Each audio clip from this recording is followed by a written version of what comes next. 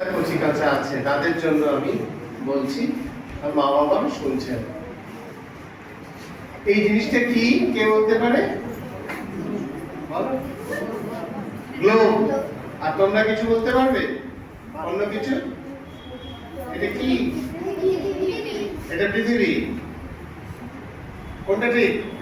পৃথিবী না গ্লোব? এটা গ্লোব। ওরা বলছে এটা গ্লোব। তো আমরা যেন মনে করছি পৃথিবীটা এইরকম, কিন্তু পৃথিবীটা কি সত্যি এইরকম? সত্যি এইরকম? সত্যি এইরকম না। এটা যেমন একদম গোল, লিটল গোল, পৃথিবীটা কিন্তু এইরকম গোল না। কিরকম? ওরা বললো কমলা লেবুর মতো। আর কেউ কিছু বলবে? বাহ, ওর জন্য একটা হাততালি। বলবি তো? জানো কি? বসতে আসছি ওখানে? হ্যাঁ, এরা বলতে হবে বসতে আসছি। ছোটরা বলবে না? এরকম তো অনেকে বলবে যে নাশপাতির মতো। নাশপাতি কেউ খেয়েছো? নাশপাতি খেয়েছো? অনেকে নাশপাতি খেয়েছো। নাশপাতি আর কমলা লেবু তফাৎ আছে দেখতে? দেখতে সমান না, একই রকম না তফাৎ আছে? একটু তফাৎ আছে। তো এইরকম ভাবে পৃথিবীকে নানা রকম ভাবে দেখতে দেখতে এক সময় কি বললো জানো বিজ্ঞানীরা? বললো পৃথিবীটা পৃথিবীরই মতো। অনেক সময় মা তোমাকে বলে না যে ওর মতো হও? বলে ওর মতো হও বলে?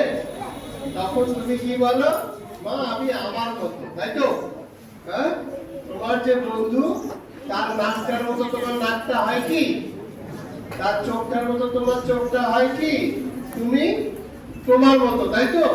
তেমনি পৃথিবী হচ্ছে পৃথিবীর মতো, অন্য কোন রকম নয়। পৃথিবী পৃথিবীর মতো। আর পৃথিবী এটা কি দাঁড়িয়ে আছে? তো এটা যেমন দাঁড়িয়ে আছে, পৃথিবী কি দাঁড়িয়ে আছে? তাহলে আমরা ছিটকে পড়ে যাচ্ছি না কেন? বাহ, তোমরা তো দারুণ জানো। তো পৃথিবীটা কিন্তু ঘুরছে, আমরা এখন জানি, তাই না? আমরা এখন জানি কাকে ঘিরে ঘুরছে গো? সূর্য কি? দারুণ, খুব সুন্দর। সূর্য একটা নক্ষত্র। তোমরা অঙ্কে সবচাইতে ভালো নম্বর কে কে পাও? হাত তুলবি তো? তুলবি তো হাত তুলতো কষ্ট। কম নাম্বার কে পাও? কম নাম্বার, বেশ কম কম নাম্বার কে পাও? কেউ পেয়েছো কম নাম্বার? কেউ কম নাম্বার পাওনি তো? সূর্য কিন্তু কম নম্বর পাওয়া একটা নক্ষত্র। কম নম্বর। অঙ্কে যারা 40 পায়, 40 পায় কেউ? 100 এর মধ্যে কেউ 40 পায়? পেতে পারে? পেতে পারে না? পারে? পারে। তো সূর্য হচ্ছে 40 পাওয়ার একটা নক্ষত্রের মতো। হলুদ বামন। বামন মানে তোমরা বামন দেখেছো? বামন প্রতিবন্ধী, ছোটখাটো চেহারা হয়, হাত পা গুলো একটু বাঁকা বাঁকা, মাথাটা একটু বড় মতো হয়।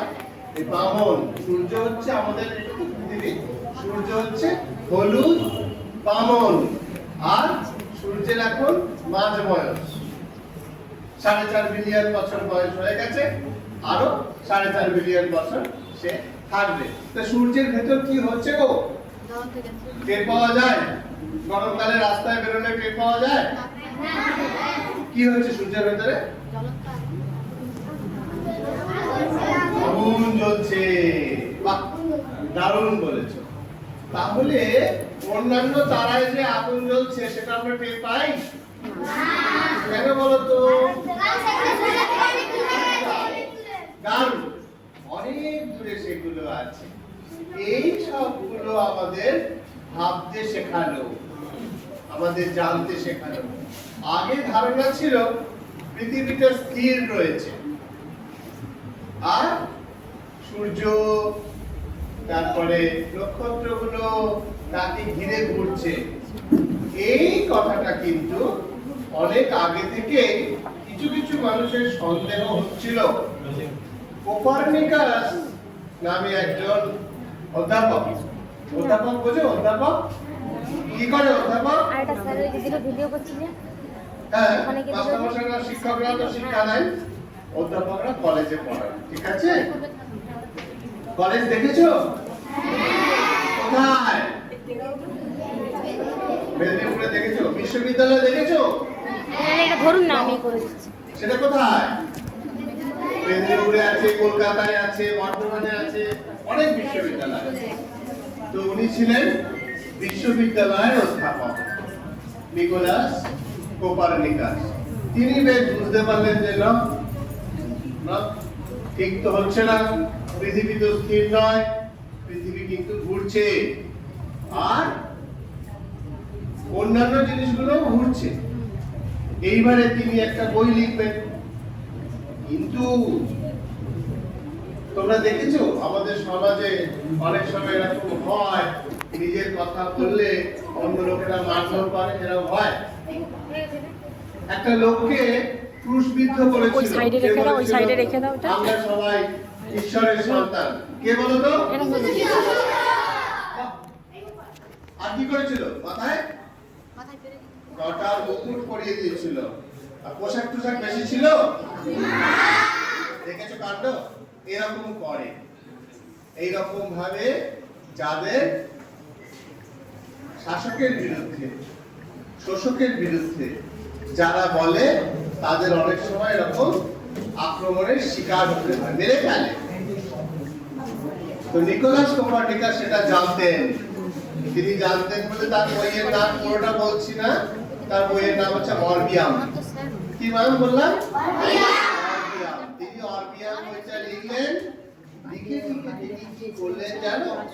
একেবারে যখন পুরো ছুটে হয়ে গেছে, বিছানা থেকে আর উঠতে পারে না, সেই সময় প্রকাশ করার কথা ভাবলেন। মারা যাবে দু একদিন বাদে, মৃত্যুসজ্জায়। সেই সময় করলেন কেন বলো তো? যাতে তাকে ধরে আর বেশি কিছু করতে না পারে, এমনি মারা যাবে। আর বইটা তিনি কি করলেন জানো? তিনি একজন খুব বড় পুরোহিত, খ্রিস্টান ধর্মের পাদ্রী, তাকে উৎসর্গ করে দিলেন। সেই লোক খুব খুশি হয়েছে, একটা বই উৎসর্গ করেছে, আমার নাম লেখা আছে, এইসব জেনে সে তো খুব খুশি হয়েছে।